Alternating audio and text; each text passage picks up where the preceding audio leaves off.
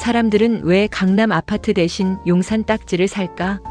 사람들이 강남 아파트 투자에 시선이 고정되어 있을 때 또 한쪽에서는 용산 딱지로 시선을 돌리고 있다. 왜일까? 이에 대해 집중 분석해 보도록 하겠다. 구독, 좋아요, 알람은 영상 제작에 큰 힘이 됩니다. 오프닝. 이 영상은 딱지를 추천하기 위한 영상이 아니다. 어디를 사야 하는지, 언제 들어가야 하는지, 얼마를 벌 수 있는지도 말하지 않는다. 오늘 다루려는 것은 하나의 질문이다. 사람들은 왜 강남 아파트 대신 용산 딱지를 선택했는가? 그리고 그 선택의 결과는 왜 사람마다 다르게 나타났는가라는 질문이다. 2020에서 2024년 국토교통부의 실거래가 공개 시스템을 보면 서울의 주택 거래는 더 이상 단일한 방향으로만 움직이지 않았다. 같은 서울이라는 공간 안에서도 완성된 아파트와 개발 단계에 놓인 자산은 거래량과 가격 변동성에서 분명한 차이를 보여왔다. 특히 국토교통부 실거래가 공개 시스템이 주택 거래를 아파트, 연립다세대, 분양입주권으로 구분해 제공하고 있다는 점은 중요하다. 이는 분양입주권 거래가 완성된 주택 거래와는 다른 성격의 시장으로 인식되고 있음을 제도적으로 보여준다. 2024년 KB금융지주 경영연구소의 2024 KB부동산 보고서 역시 서울 주택시장을 하나의 덩어리로 설명하지 않는다. 보고서는 서울 주택시장을 입지, 개발 단계, 공급 구조에 따라 세분화해 분석하며 같은 지역 안에서도 자산의 성격에 따라 시장 반응이 달라진다고 지적한다.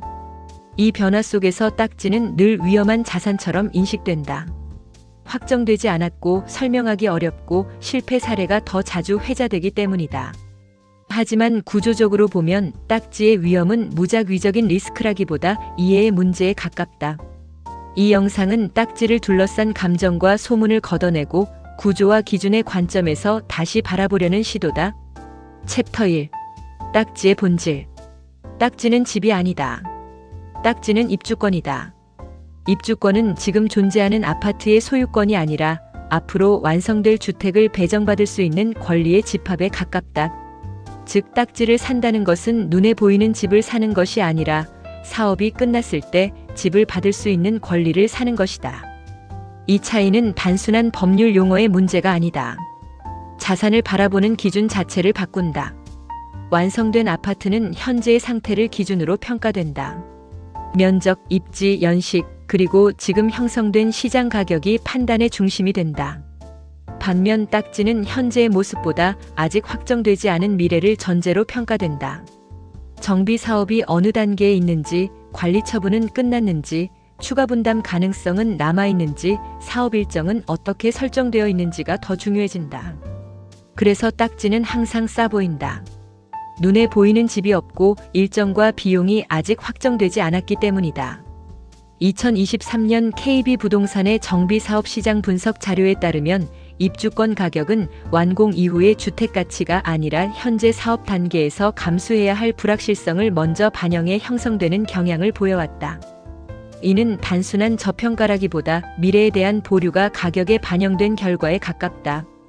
2021년 국토교통부의 도시 및 주거환경정비법 해설서에서도 입주권은 완성 자산이 아니라 정비사업 진행 단계에 따라 권리가 이전되는 과정 속의 자산으로 설명된다.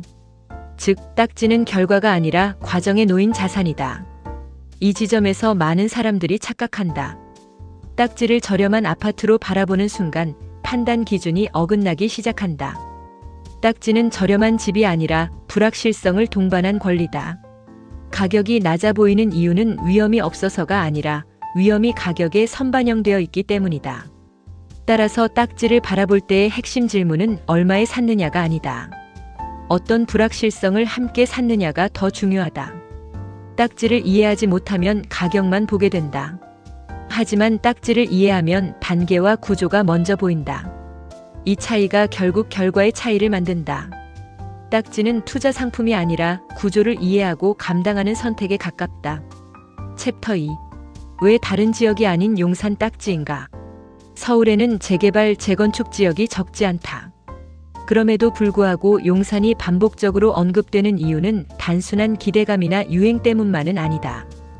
2022년 국토연구원의 수도권 공간 구조 변화와 주택시장 영향 분석은 수도권의 중심성이 더 이상 하나의 지역에 고정되지 않는다고 설명한다. 보고서는 업무 교통주 거문화 기능이 중첩되는 지점이 새로운 중심으로 작동해 왔다고 분석한다. 이 관점에서 보면 용산은 단일 기능의 주거지가 아니다. 업무 기능, 광역교통, 대규모 공원, 문화관광 요소가 동시에 얹히는 구조를 갖고 있다. 2020년 서울특별시의 2040 서울도시기본계획은 용산 일대를 서울 도심 기능을 연결 보완하는 핵심 축으로 반복적으로 언급한다. 이는 개별 단지 개발의 성공 여부가 아니라 도시 차원의 기능 재편 과정에 용산이 포함되어 있음을 의미한다. 이 지점에서 중요한 차이가 생긴다. 완성된 아파트는 현재의 기능을 반영하지만 입주권은 앞으로 흡수될 기능까지 함께 가격에 반영된다. 그래서 용산에서는 완성된 아파트보다 딱지에 더 많은 이야기가 붙는다. 이미 존재하는 집보다 앞으로 변화할 구조에 대한 기대가 더 크게 작동하기 때문이다. 이 기대는 언제나 옳지는 않다. 그러나 한 가지 분명한 점은 용산 딱지가 단순히 싸서 언급되는 자산은 아니라는 점이다. 2024년 KB금융지주 경영연구소의 2024 KB부동산 보고서는 주택시장 분석에서 개별 단지의 가격보단 지역이 흡수하는 기능과 역할의 변화가 중장기 성과에 더 큰 영향을 미칠 수 있다고 설명한다. 이는 용산을 바라볼 때 단기 가격보다 구조를 먼저 봐야 한다는 점을 뒷받침한다. 결국 왜 다른 지역이 아닌 용산인가라는 질문은 이렇게 정리된다. 용산이 특별해서라기보다 용산이 도시 구조 변화가 가장 압축적으로 드러나는 무대이기 때문이다. 딱지는 이 무대 위에서 거래되는 과정의 권리다. 그래서 관심을 받고 동시에 오해도 많이 받는다. 챕터 3. 진짜 위험한 포인트. 딱지가 위험한 이유는 가격이 싸 보이기 때문이 아니다. 진짜 위험은 구조적으로 확정되지 않은 요소를 제대로 인식하지 못할 때 발생한다. 가장 대표적인 것이 분담금이다. 관리처분 이전 단계에서는 최종 분담금이 확정되지 않으며 이는 사업이 끝날 때까지 변수가 된다. 관리처분 이후에도 위험이 완전히 사라지는 것은 아니다. 공사비 증액, 사업 지연, 금융 환경 변화는 실제 정비 사업 사례에서 반복적으로 나타나왔다. 2022년 국토연구원의 정비사업 리스크 요인 분석은 정비사업 리스크의 상당 부분이 사업 중후반부에서 발생한다고 지적한다. 초기 계획과 실제 비용 일정이 달라지는 구조적 특성 때문이다. 또 하나의 핵심 변수는 권리 산정 기준일이다. 같은 지역, 같은 시기에 거래된 딱지라도 기준일 이전과 이후에 따라 조합원 지위와 분양 자격이 달라질 수 있다. 2023년 국토교통부의 정비사업제도 해설 자료는 권리 산정 기준일을 조합원 권리의 출발점으로 명확히 규정한다. 이 기준을 정확히 이해하지 못하면 같은 딱지를 사고도 전혀 다른 결과를 맞을 수 있다. 여기에 세금 문제가 더해진다. 딱지는 취득 보유 양도 단계에서 과세 구조의 영향을 받으며 이는 개인의 주택 보유 상황에 따라 크게 달라질 수 있다. 중요한 점은 세금이 많고 적음의 문제가 아니다. 어떤 요건으로 분류되는지, 어떤 시점에 거래가 이루어지는지가 결과를 좌우한다. 딱지에서 사고가 나는 대부분의 사례는 가격 판단의 실패가 아니라 이 변수들을 단순화해서 생각한 데서 시작된다. 나중에 정리하면 되겠지라는 태도가 가장 위험하다. 이 챕터의 결론은 분명하다. 딱지의 위험은 갑자기 나타나지 않는다. 처음부터 있었고 다만 보지 않았을 뿐이다. 딱지는 위험이 없는 자산이 아니라 위험이 구조 안에 드러나 있는 자산이다. 챕터 4. 딱지 거래는 어떤 구조로 이루어지는가? 딱지는 일반 아파트처럼 거래되지 않는다. 법적으로는 입주권 매매라는 형태로 분류되며 거래의 실체는 주택의 소유권 이전이 아니라 조합원 지위의 승계다. 국토교통부의 실거래가 공개 시스템이 주택거래를 아파트 연립 다세대와 분리의 분양입주권 항목으로 제공하는 이유도 여기에 있다. 완성된 주택거래와 권리단계 거래를 제도적으로 구분하고 있다는 뜻이다. 딱지 거래의 핵심은 무엇을 사는가를 정확히 정의하는 데서 출발한다. 매수자는 집을 사는 것이 아니라 정비 사업이 완료됐을 때 주택을 배정받을 수 있는 조합원 지위를 승계받는다. 이 때문에 거래의 우선순위가 바뀐다. 아파트 거래에서 중요한 것은 입지 연식층 향 같은 물리적 요소지만 딱지 거래에서는 사업 단계, 권리 구성, 조합 규약이 먼저다. 실제 거래 현장을 보면 딱지는 매도인의 사정이 가격과 조건에 직접적인 영향을 미치는 경우가 많다. 자금 회수 시점, 다른 자산 계획, 사업 지연에 대한 피로, 세금 부담 등 다양한 이유가 매도 동기가 된다. 2023년 한국공인중개사협회의 정비사업거래 실무자료는 입주권 거래가 일반 매매보다 사전 검토 항목이 많다고 설명한다. 이는 거래가 이상해서가 아니라 거래 대상이 권리이기 때문이다. 또 하나의 특징은 중개 환경이다. 딱지는 모든 중개사가 다루는 시장이 아니며 정비사업 구조에 익숙한 제한된 채널에서 거래가 이루어지는 경우가 많다. 이 구조를 이해하지 못하면 딱지는 복잡해 보인다. 하지만 거래 대상을 집이 아니라 권리로 정의하는 순간 복잡함은 상당 부분 정리된다. 딱지 거래의 본질은 어떻게 사느냐가 아니라 무엇을 사고 있는지 알고 있느냐에 있다. 이 기준이 서지 않으면 거래 과정은 늘 불안하게 느껴질 수밖에 없다. 챕터 5. 어떤 사람이 해야 하는가? 여기까지 왔다면 질문은 하나로 모인다. 이 구조를 내가 감당할 수 있는가? 딱지는 누구에게나 맞는 자산이 아니다. 확정된 결과와 안정성을 최우선으로 여기는 사람에게 딱지는 부담이 된다. 특히 자금 계획이 촘촘한 경우 딱지는 위험해질 수 있다. 추가 분담금, 일정 지연, 세금 부담은 모두 현금 흐름에 직접적인 영향을 준다. 또 하나의 기준은 시간이다. 딱지는 기다림을 전제로 한 자산이며 이 기다림은 언제나 계획보다 길어질 수 있다.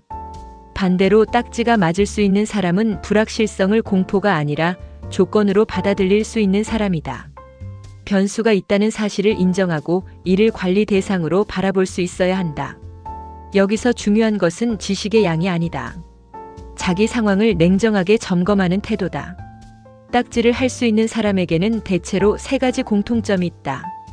첫째, 추가 비용이 발생해도 버틸 수 있는 완충자금.